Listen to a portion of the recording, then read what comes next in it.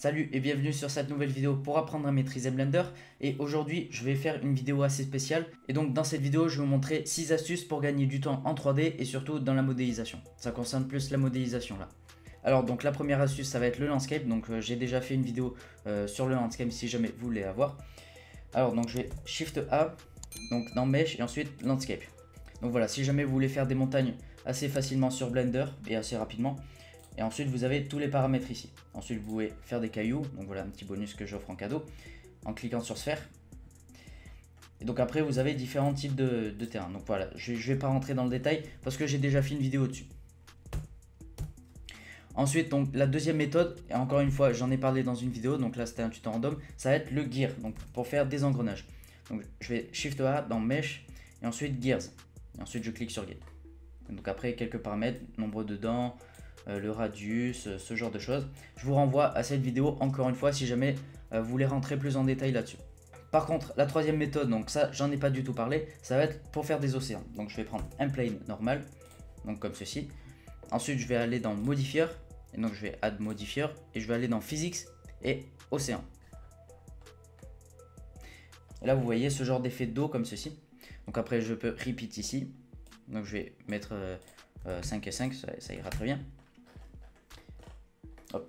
Ah, donc là si jamais je me positionne ici, vous voyez bien ça fait un sort d'océan. Bien sûr il manque les textures, il manque la transparence etc, mais c'est juste pour vous montrer en object mode. Donc après vous avez la résolution viewport. Si jamais je vais à 10 il y aura une meilleure résolution bien entendu. Donc dans le render c'est pareil, là je mets 10 pour le rendu. Le time, donc ça va être la partie la plus intéressante, ça va être pour animer l'océan. Donc là si je augmente la valeur, hop, voilà, vous voyez bien ce que ça fait, j'ai pas besoin d'expliquer. Donc c'est vraiment très intéressant pour faire cet effet là. Donc après vous avez d'autres valeurs, le spatial size, ce genre de choses. Donc pour faire des plus grosses vagues comme ceci, le size c'est pareil, enfin pour augmenter la taille, ça fait à peu près pareil.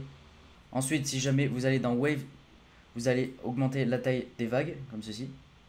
Donc là 0 vague, et faut pas trop abuser non plus, ça va faire quelque chose comme ça, pas du tout réaliste. Donc après smiley wave comme ça. Je vous laisserai voilà, je vous laisserai explorer un petit peu ce paramètre et on va passer au suivant. Ok, donc le troisième objet ça va être un add-on qu'on appelle l'object scatter ou un truc comme ça. Donc je vais ajouter un landscape, donc comme on a vu la première vidéo. Hop, vous allez comprendre pourquoi. Hop, je vais juste voilà, régler hybride hétéroterrain. Je vais ajouter un autre landscape. Je vais voilà ici et cette fois-ci je vais prendre une sphère. Donc ça va être pour faire des roches. Donc là très rapidement je vais aller dans le edit preferences. Donc ça c'est un add-on, le object scatter. Donc si je fais voilà scatter object, je coche. Donc ce que vous allez faire c'est que vous allez sélectionner les deux objets, donc comme ceci, shift pardon. Ensuite vous allez cliquer sur F3 et là vous allez chercher scatter object. Et une fois que c'est fait, vous avez juste à cliquer pour assigner les cailloux ici.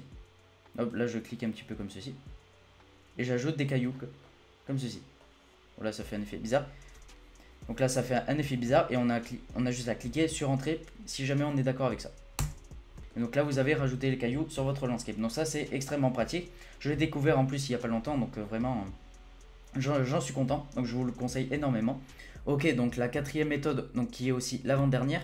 Donc ça va être une méthode pour créer des arbres avec des curves. Donc je vais vous montrer. Shift A. Je vais aller dans curve et sampling tree gain. Excusez-moi, je ne sais plus parler, ça arrive.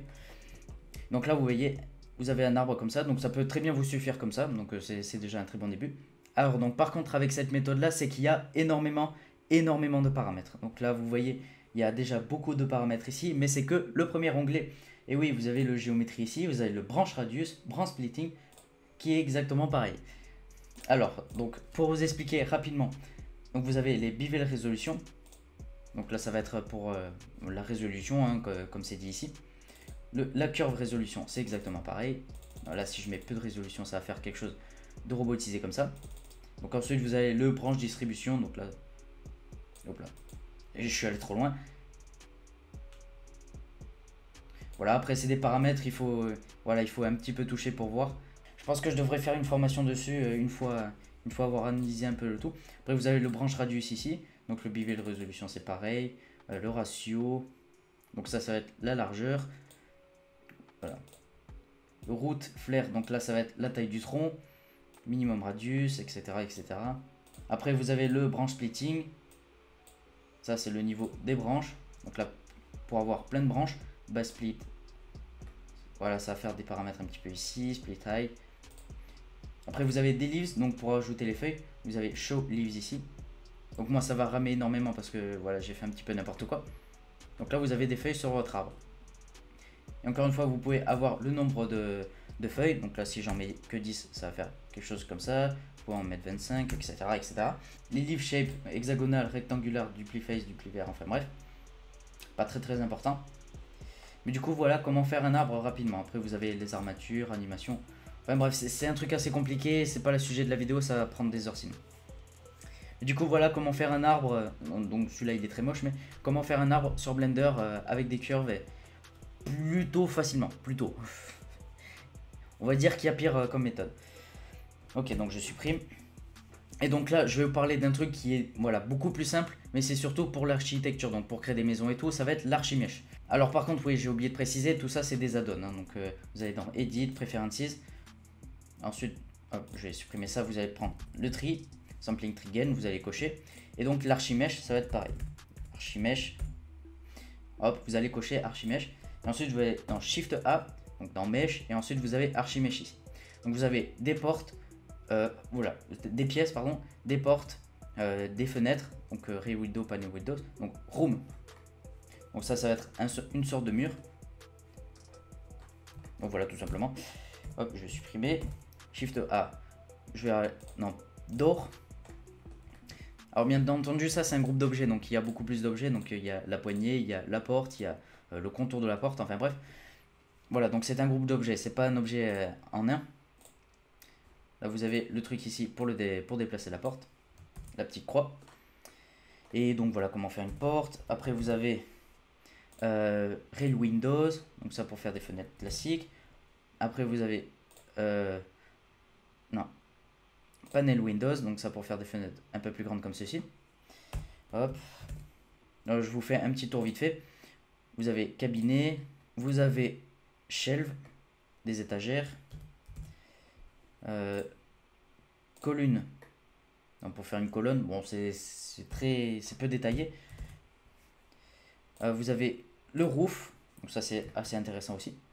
Donc le nombre de tuiles, donc en X et en Y. Donc ça, la taille des tuiles.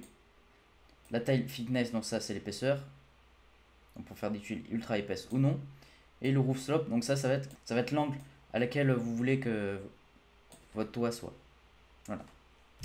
Ensuite, vous avez attendez, mesh, archimesh, des décorations. Donc là, ça va être des livres, des lampes, roller curtain. Donc ça, des fenêtres, enfin des stores plutôt. Donc ça pour faire des stores. Japanese curtain, donc des stores japonais, enfin bref. Voilà, vous avez l'archimesh, donc vous avez des choses voilà, pour faire des maisons. C'est extrêmement pratique au niveau de ça, quoi. Donc pour faire des portes, si jamais vous voulez pas vous embêter à faire des portes vous-même, ce genre de choses. Donc c'est très bien, Archimesh ça peut être une bonne alternative. Du coup voilà, c'est tout pour cette vidéo où je vous ai montré quelques petites astuces pour diminuer votre temps en 3D, en modélisation plutôt. J'espère que vous aura plu, si c'est le cas n'hésitez pas à liker, n'hésitez pas aussi à vous abonner, ça me ferait extrêmement plaisir. Et du coup j'espère aussi que je vous ai appris quelque chose avec ces petites méthodes, donc que je trouve assez sympa et que j'utilise au quotidien. Et on se retrouve dans une prochaine vidéo, d'ici là je vous souhaite une très bonne journée. Prendre le vertex ici et un subdivide, voilà. Ça sera déjà beaucoup mieux. Voilà, nickel.